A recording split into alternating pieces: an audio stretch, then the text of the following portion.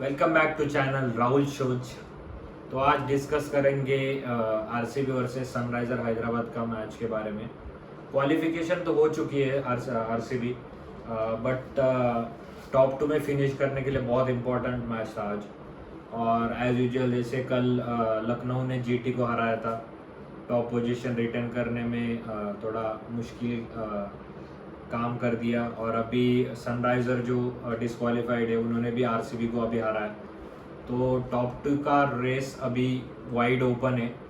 Punjab Kings तीसरी team है जो अभी आइंग कर रही है टॉप टू के पोजीशन में, और उनके पास एडवांटेज ऐसा है कि उनके 2 मैच बाकी है। ठीक है, मुश्किल है मैचेस डीसी और एमआई के साथ, बट उनके पास ज़्यादा अभी प्रोबेबिलिटी है टॉप टू में फिनिश करने की। और रही मैच तीसरी टीम मुंबई इंडियंस, तो मुंबई इंडियंस मुश्किल है थोड़ा टॉप टू में फिनिश करना, क्योंकि उनका एक ही मैच बाकी है और उनके पास सिर्फ 16 पॉइंट्स है। और उनका मैच है पंजाब किंग्स के साथ, एंड पंजाब किंग्स का मैच है डीसी एंड एमआई के साथ। तो ऐसा अभी क्वालिफिकेशन सिनारियो है। ठीक है, now let's look at today's match RCB versus Sunriser. तो आरसीबी ने टॉस जीता था, बॉलिंग चुनी थी, जो बहुत अच्छा डिसीजन था। और लखनऊ में ऐसे मोस्टली चेस आसानी से हो जाता है।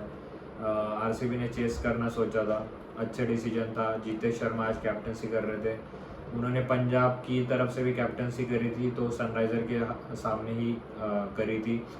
और देखा जाए तो फिर सनराइज़र ने बहुत अच्छी स्टार्टिंग करी थी। अभिषेक शर्मा ताबड़तोड़ कर रहे थे, खेल रहे थे, बहुत मार रहे थे। 4 ओवर में कुछ 54 रन मार लिए थे, फिर विकेट गिर गया, फिर दूसरा भी विकेट तुरंत गिर गया।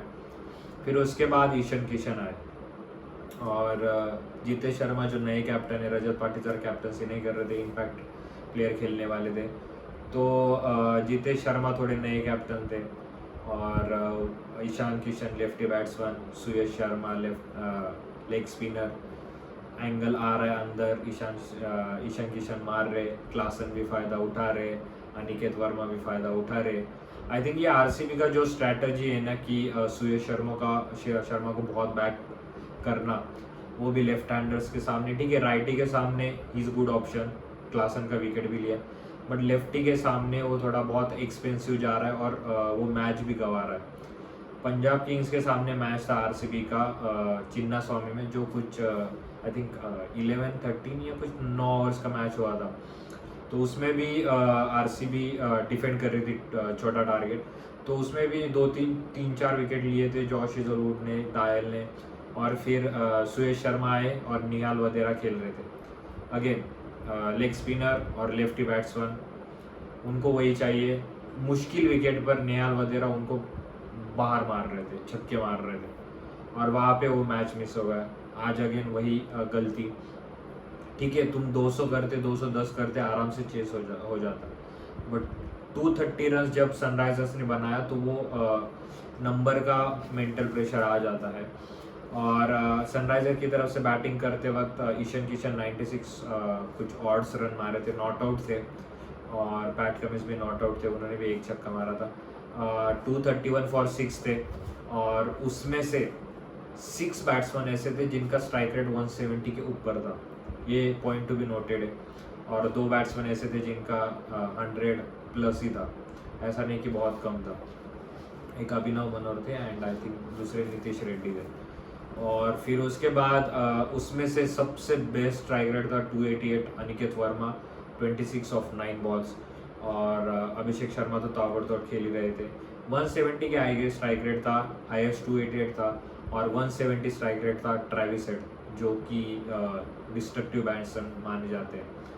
तो आरसीबी की पार्टी ख़राब कर दी सनराइजर हैदराबाद ने। फिर उसके बाद आरसीबी बैटिंग करने आती है, विराट कोहली मारना चालू कर देते। फील्ड शॉट आज थोड़े मूड में लग नहीं रहे थे।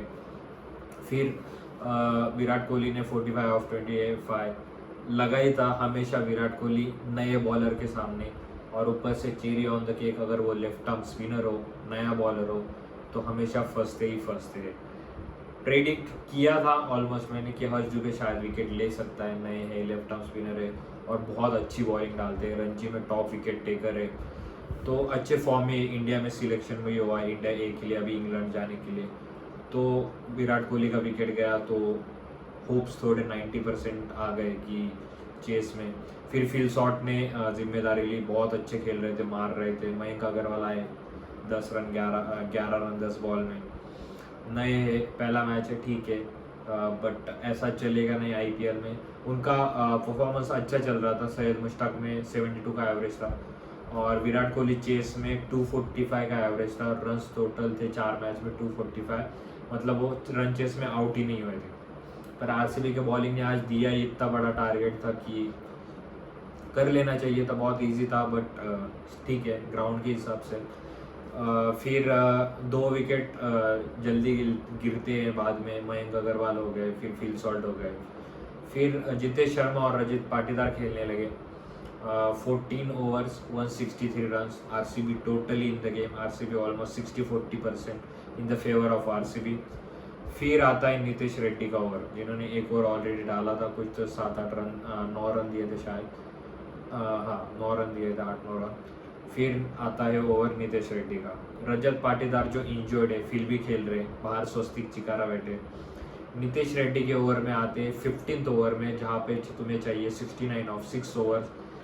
फुल टॉस पे सिंगल ले रहे रजत पाटीदार, जितेश शर्मा को मारने के लिए बोल रहे, तुम मारो मैं एंकर करूँगा। बहुत ही बुरी स्ट्रैटेजी थी, बहुत ही बुरी, जहाँ पर तुम 230 चेस कर रहे हो। 200 अगर चेस कर रहे हो तो ठीक है।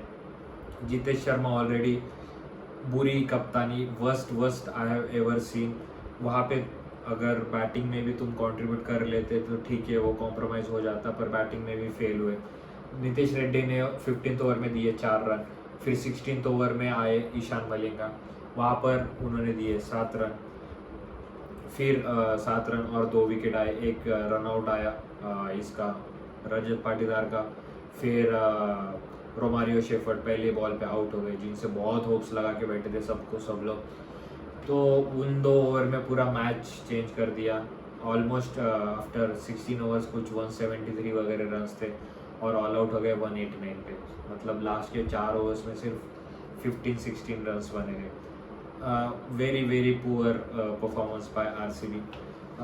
पिकल बॉल खेलने से अच्छा एक प्रैक्टिस मैच खेल लेते तो बहुत अच्छा हो जाता, बट ठीक है, अभी क्वालिफिकेशन के लिए बहुत दूसरे टीम्स पे डिपेंड रहना पड़ेगा। सो लेट्स सी और क्या एमआई वर्सेस आरसीबी लोडिंग हो रहा है, क्योंकि एमआई बहुत स्ट्रॉन्ग टीम है और आरसीबी के जो हेटर्स है वो चाहते हैं कि, और टिपिकल सीएसके फैंस जो आरसीबी के हेटर बन चुके हैं, तो वो चाहते हैं कि आरसीबी वर्सेस एमआई हो और एमआई पूरा तोड़फोड़ कर देगी।